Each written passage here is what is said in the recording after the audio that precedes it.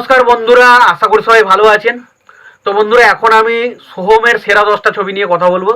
তো আমার দেখা সোহমের সেরা 10টা ছবি কি কি, তো সেই বিষয় নিয়ে আলোচনা করব। আশা করছি এই যে টপ 10 লিস্টটা করবো, এখানে হয়তো অনেকেরই এই ছবিগুলো নিয়ে হয়তো থাকতে পারে, কারণ সোহমের খুব একটা বেশি ছবি নেই। তো যেই কারণে সোহমের ছোটোবেলার ছবি নিয়ে আমি কোনো কিছু আলোচনা করবো না। আমি ডেফিনেটলি সোহম যে অভিনেতা হিসেবে সোহম যে ছবিগুলো করেছিল সেই ছবিগুলোর বিচারে আমি কিন্তু সোহমের টপ 10 ছবির আলোচনা করতে চলেছি। এবং সেখানে হয়তো আমি মনে করছি এখানে অনেক ছবি কিন্তু আপনার সাথে মিলতে পারে, এবং যদি না মেলে আপনাদের কি কি ছবি সোহমের পছন্দ সেগুলো অবশ্যই কমেন্ট বক্স খোলা রয়েছে, কমেন্ট করে জানাতে পারে। আর যদি ভিডিওটি পছন্দ হয় অবশ্যই লাইক কমেন্ট শেয়ার করতে ভুলবেন না। চ্যানেলটি যদি নতুন হয়ে থাকেন অবশ্যই চ্যানেলটি সাবস্ক্রাইব করে নিয়ে পাশে বেল আইকনটা অবশ্যই প্রেস করে দেবেন। তো 10 নম্বরে আমি যে ছবিটাকে রেখেছি সেই ছবিটার নাম হচ্ছে জানেমান। তো জানেমান ছবিটা আমার খুবই পছন্দের একটা সিনেমা, জানেমান। তো এই ছবিটাকে 10 নম্বর স্থানে রেখেছি, এবং এই ছবিতে আমরা প্রথম সোহমকে একটা অ্যাকশন হিরো হিসেবে দেখতে পেয়েছিলাম, যেখানে লাভার বয় এবং পাশাপাশি অ্যাকশন করতে দেখেছিলাম। এবং এখানে সোহম এবং কোয়েলের কেমিস্ট্রিটা দারুণভাবে ফুটে উঠেছিল। ছবিটাতে পরিচালনা করেছিল রাজা চন্দ্র। 9 নম্বর স্থানে যে ছবিটা রেখেছি সেটা মাল্টি স্টার ছবি, যেটার নাম হচ্ছে লে হালুয়া লে। তো লে হালুয়া লে ছবিটা আমার ছবিটা যেটা আমি সিনেমা হলে দেখতে গেছিলাম এবং খুব এনজয় করেছিলাম। কমেডিটা দারুণ লেগেছে ছবির মধ্যে। এবং সোহম ছাড়াও এই ছবিতে সোহম, হিরণ, মিঠুন চক্রবর্তী, লাবণী সরকার, রজতাভ দত্ত, কাঞ্চন মল্লিক, সুভাশিস মুখার্জি সহ অনেক বড় কাস্টিং নিয়ে কিন্তু ছবিটা বানানো হয়েছিল। এবং ছবিটা স্পেশালি একটা হিন্দি ছবির রিমেক ছিল। তো ছবিটা প্রচণ্ড হাসির একটা কমেডি মজাদার সিনেমা ছিল। তো আমার খুব ভালো লাগে ছবিটা। ছবিটাকে অবশ্যই আমি 9 নম্বর স্থানে রেখেছি। 8 নম্বর স্থানে রেখেছি সেটাও একটা কমেডি ছবি, যেটার নাম হচ্ছে বাঙালি বাবু ইংলিশ ম্যাম, যেখানে আমরা সোহম এবং মিমির ক্যারেক্টারটা পাই। এবং এই ছবিতে আমরা পরিচালনা করতে গিয়ে রবি কিনাইকে। এবং এই ছবির মধ্যে কমেডিগুলো দারুণ ছিল, ছবির মধ্যে গানগুলো খুব ভালো ছিল, এবং সোহম এবং মিমির মধ্যে যে কেমিস্ট্রিটা সেটা সুন্দরভাবে ফুটেছিল। ডেফিনেটলি খুব ভালো একটা সিনেমা। তো ছবিটাকে অবশ্যই আমি 8 নম্বর স্থানে রেখেছি। 7 নম্বর স্থানে যে ছবিটা রেখেছি সেটা অবশ্যই ছবিটা খুব ভালো একটা ছবি, সেটা এস এস রাজামৌলির একটা ছবি ছিল, সেই ছবির কিন্তু কপি ছিল।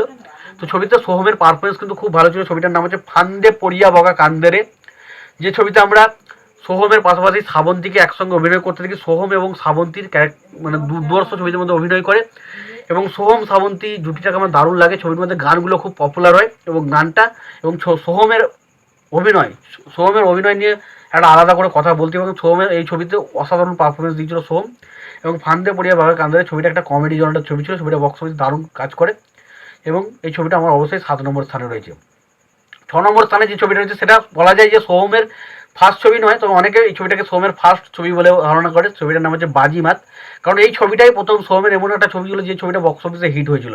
তার আগে সে একটা ছবি করেছিল যেটার নাম হচ্ছে চাঁদের বাড়ি। তো চাঁদের বাড়ি ছবিটা তার প্রথম ছবি ছিল, দ্বিতীয় ছবি ছিল এটা। তো অনেকে কিন্তু এই ছবিটাকে তার প্রথম ছবি বলে মনে করে, যেটার নাম হচ্ছে বাজিমাত। এবং ছবিতে আমরা সোহম এবং শুভশ্রী জুটিকে প্রথম পেয়েছিলাম। ছবির গানগুলো জাস্ট অসাধারণ ছিল, এবং ছবির গল্পটা খুব ভালো ছিল, এবং ছবিটার ইমোশনাল পয়েন্টগুলো দারুণ ছিল। ছবিটা বেশ ভালো একটা সিনেমা ছিল। তো অবশ্যই ছবিটাকে আমি 6 নম্বর স্থানে রেখেছি। 5 নম্বর স্থানে যে ছবিটাকে রেখেছি সেই ছবিটাকে মোটামুটি ব্যান্ড করে দেওয়া হয়েছে বলা যায়, এবং সেই ছবিটা মোটামুটি ব্যান্ড করে দেওয়া হয়েছিল। সেই সময় ছবিটাকে খুব একটা সিনেমা হলে চলতে দেওয়া হয়নি। সেই ছবিটার নাম হচ্ছে ধর্মযুদ্ধ, এবং এটা রাজ চক্রবর্তীর আন্ডারে সোহম কাজ করেছে। এবং রাজ চক্রবর্তীর আন্ডারে সোহম যতবারই কাজ করেছে সে কিন্তু একটা নতুন কিছু ট্রাই করার চেষ্টা করেছে, এবং নতুন কিছু আমরা নতুন রূপে কিন্তু সোহমকে পেয়েছিলাম। তো এই ধর্মযুদ্ধ ছবিটা কিন্তু দারুণ ছিল। ছবিটা সোহমের পাশাপাশি ঋত্বিক চক্রবর্তী, সোহিনী সরকার, শুভশ্রী গাঙ্গুলি সব অনেকেই ছিল ছবিটা। তো ছবিটা খুব ভালো একটা সিনেমা। ধর্মটা, আমাদের যে ধর্ম নিয়ে যে ঝামেলাটা সেটা দারুণভাবে ছবির মধ্যে দেখানো হয়েছিল। তো খুব ভালো একটা সিনেমা। 4 নম্বরে যে ছবিটা গিয়ে সেই ছবিটার হচ্ছে গল্প হলেও সত্যি, সেই ছবিটা অফিসিয়ালি একটা রিমেক, যেটার নাম হচ্ছে পিৎজা।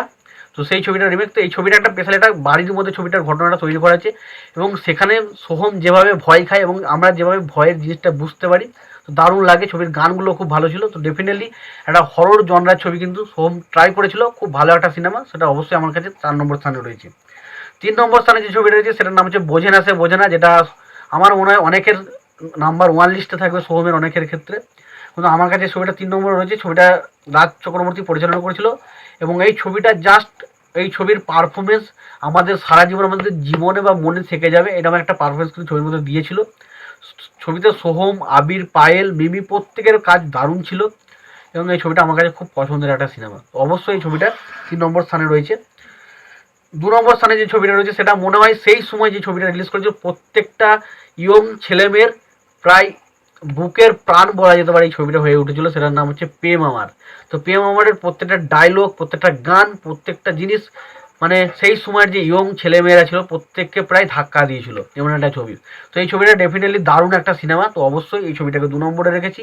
এবং 1 নম্বরে যে ছবিটা রেখেছি সেটা আমার সব থেকে পছন্দের সিনেমা, এবং সেই ছবিটার নাম হচ্ছে অমানুষ, যেখানে সোহমকে এমন একটা পারফরমেন্স দিতে দেখেছিলাম যেটা জাস্ট দেখে আমি পুরো শকড হয়ে গেছিলাম, যে একটা বাংলার হিরো সে এতটা পারফরমেন্স কীভাবে দিতে পারে। তো ডেফিনেটলি সেই সোহমের এই ছবিটা আমার অসাধারণ লাগে।